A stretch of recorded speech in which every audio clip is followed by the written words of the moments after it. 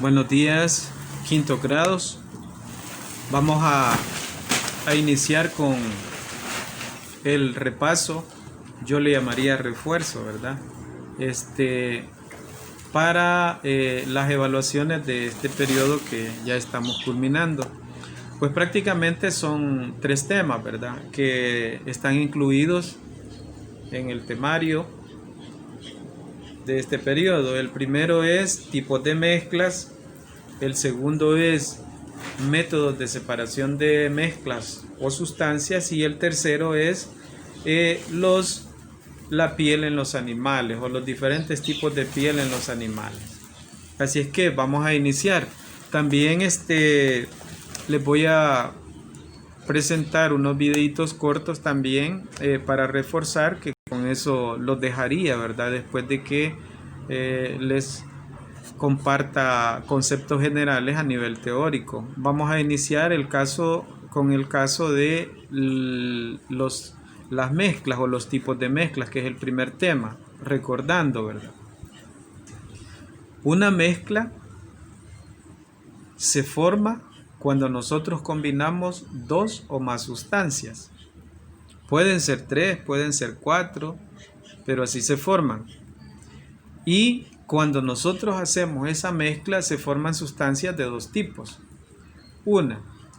Se forma una sustancia homogénea o se puede formar una sustancia heterogénea. Las sustancias homogéneas, ¿cómo las vamos a distinguir? Pues las vamos a distinguir,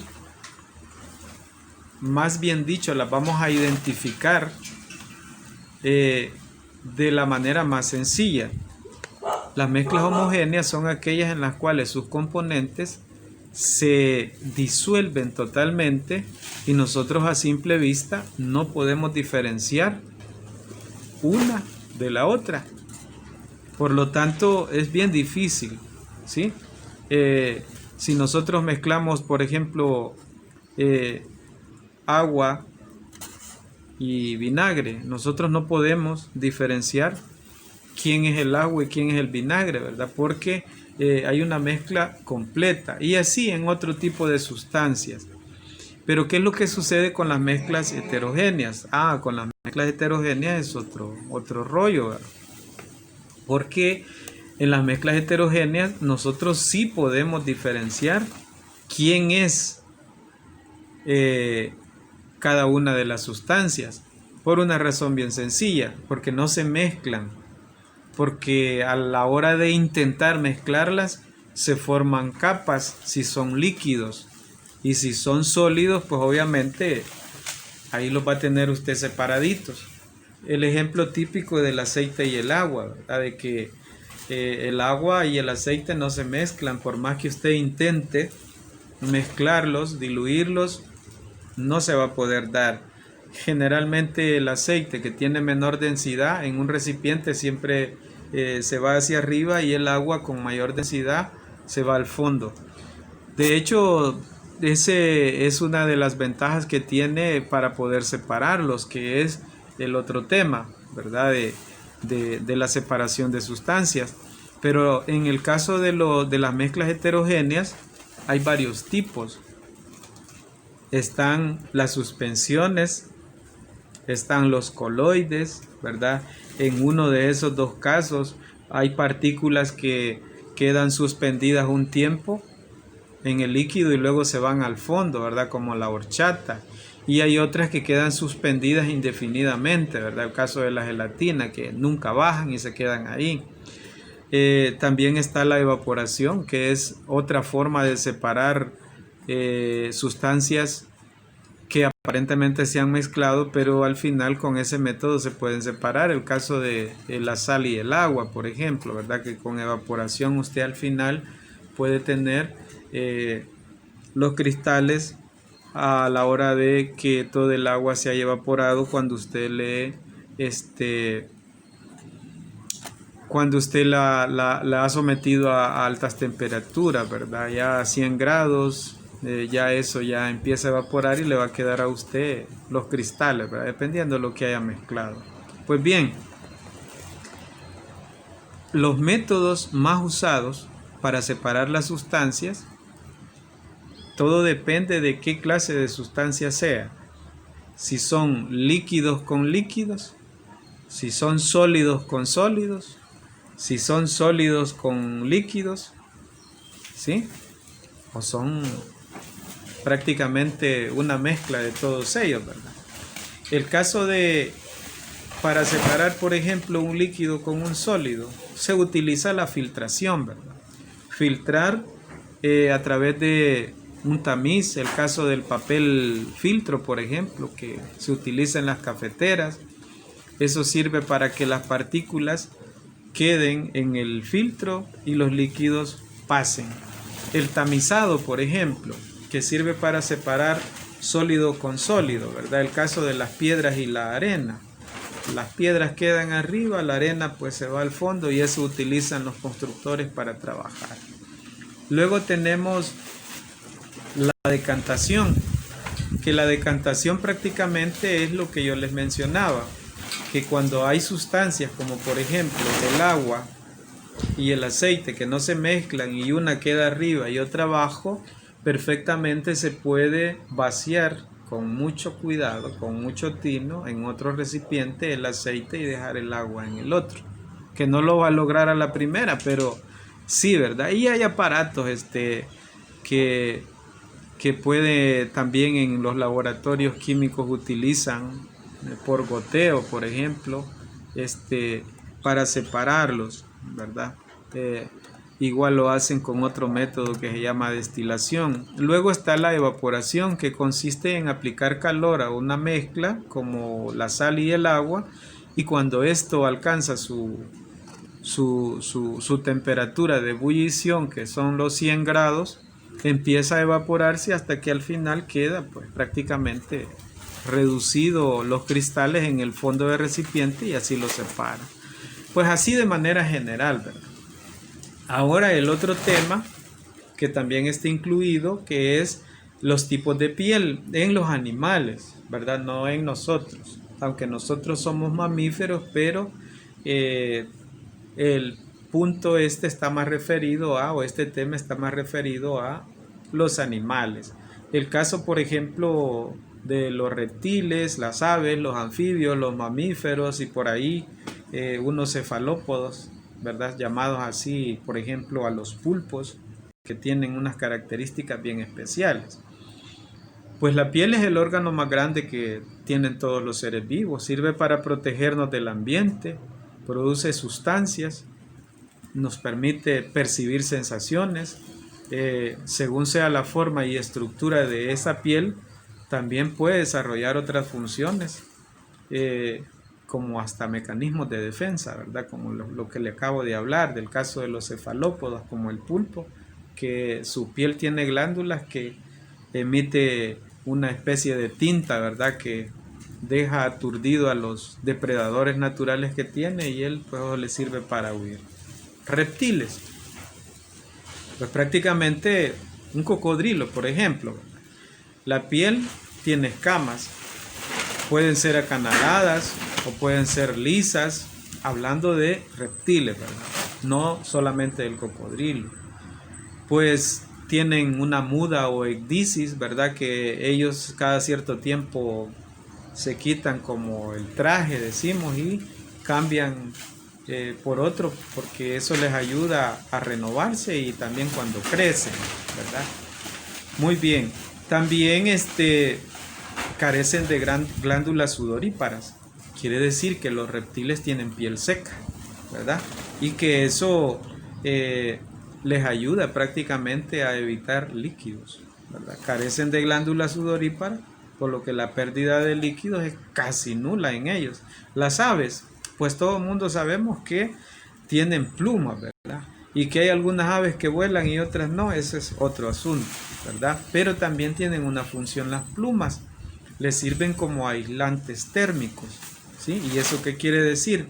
Que les ayudan a regular la temperatura. Sin embargo, también hay características como por ejemplo que en las patas la piel está cubierta de escamas, como la tienen los reptiles. Esto hace referencia a la teoría de la evolución, ¿verdad? De que primero fueron los reptiles y ellos Las aves, por ejemplo, todavía tienen vestigios ahí de su evolución. En el caso de los anfibios, el sapo, la rana, la salamandra, estos tienen una característica bien especial porque la piel es húmeda y desnuda, no hay pelos, no hay escamas. Esto quiere decir que su piel es lisa, húmeda, y claro, el ambiente donde deben de estar es un ambiente igual, porque si no, se deshidratan y pueden morir por inanición, ¿verdad? O la exposición prolongada al sol. La piel de ellos es más delgada que la de las otras especies y prácticamente algunos tienen en su piel hasta sus glándulas que producen un subvenenito por ahí que no es muy recomendable para nadie, ¿verdad? Sin embargo, ellos lo usan como mecanismo de defensa para sus depredadores. Y el caso de los mamíferos, que es quizás el grupo más amplio, pues aquí, en el caso de los mamíferos, la piel se compone de 3 capas. La epidermis, que es la externa esta, ¿verdad? Ahí está la melanina, que es el que le da el color a la piel. La dermis, que es la siguiente capa, la capa intermedia, pues esta prácticamente ahí está toda la sensación, ¿verdad? Y los nervios que nos permite percibir a través del tacto.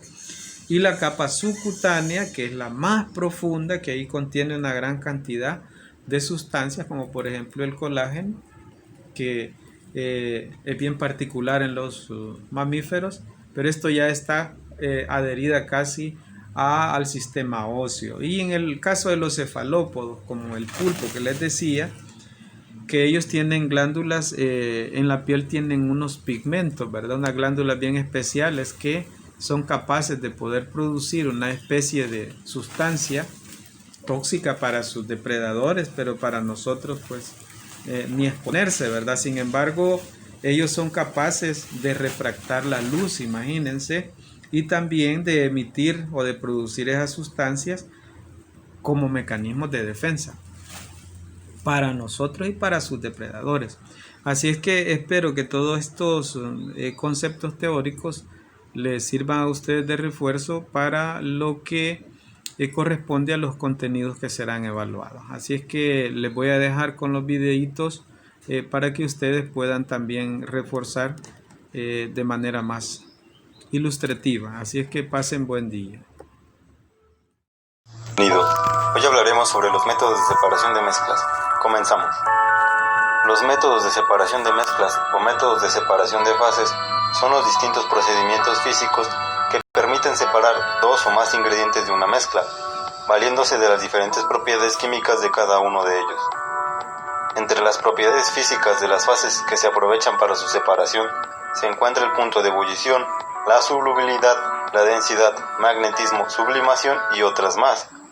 Los métodos de separación de mezclas se clasifican en separación de mezclas de sólidos, separación de mezclas de un sólido y un líquido y separación de mezclas de líquidos.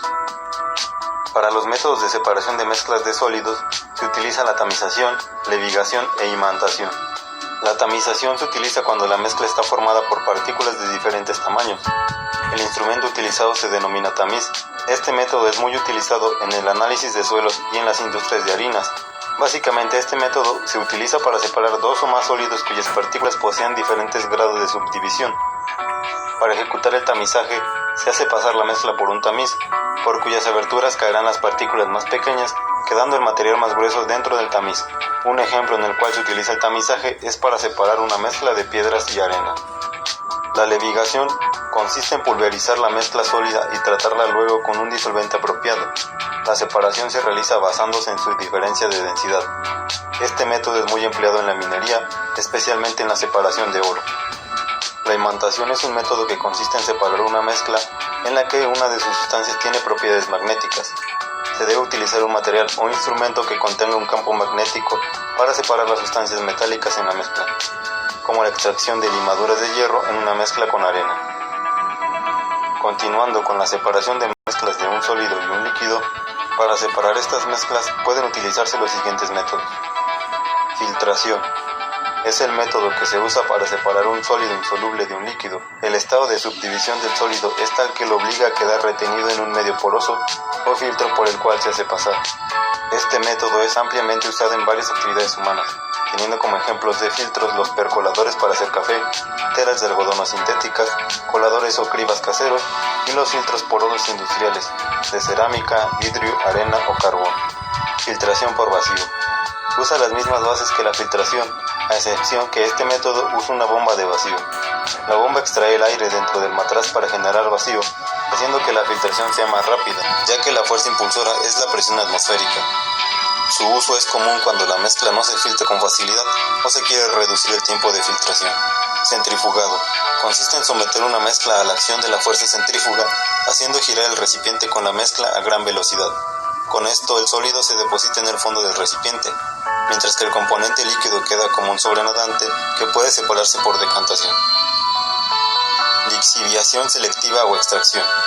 Este método de separación consiste en extraer por medio de disolventes orgánicos aceites esenciales de plantas aromáticas o medicinales. La lixiviación es común en la confección de perfumes, productos de limpieza y medicamentos. De igual manera, se utiliza en la extracción de minerales en las minas como el cobre. Separación de mezclas de líquidos. Decantación. La decantación se utiliza para separar dos o más líquidos que no se disuelven entre sí, por ejemplo, el agua y aceite, o un sólido insoluble en un líquido como agua y arena. El aparato utilizado se llama ampolla u embudo de decantación. La decantación es el método de separación más sencillo y comúnmente es el preámbulo a utilizar otros más complejos con la finalidad de lograr la mayor pureza posible. Destilación. La destilación se usa para separar dos líquidos miscibles entre sí, que tienen distinto punto de ebullición, como una mezcla de agua y alcohol etílico, o bien un sólido no volátil disuelto en un líquido, como la mezcla de permanganato de potasio disuelto en agua. El proceso de destilación se inicia al aplicar altas temperaturas a la mezcla. El líquido más volátil se evapora primero, quedando el otro puro. Luego, la fase evaporada se recupera mediante condensación al disminuir la temperatura. Cromatografía.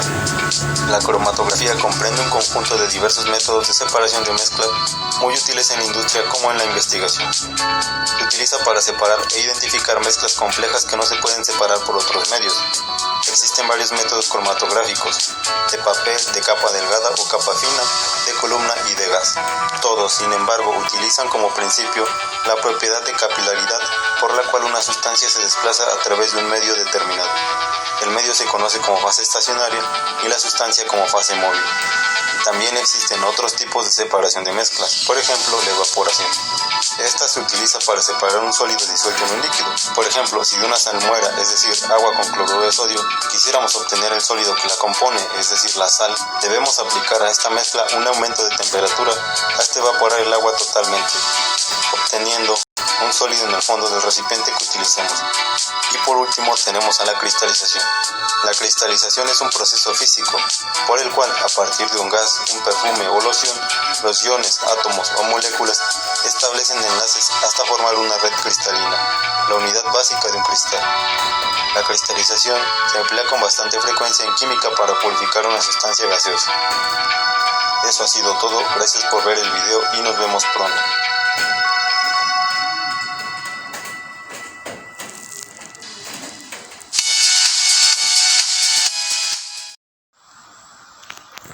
Los animales y su cubierta corporal. Una manera de agrupar a los animales es por cómo tienen cubierto el cuerpo, con pelos, plumas, escamas o piel lisa y desnuda. Algunos animales, como el oso y la vaca, tienen el cuerpo cubierto de pelos. Las aves, como el tucán y el loro, tienen plumas. Otros animales, como el pez espada y las serpientes, tienen el cuerpo cubierto por escamas. Otros animales, como la salamandra y el delfín, no poseen ni pelos, ni plumas, ni escamas. Tienen la piel desnuda y lisa.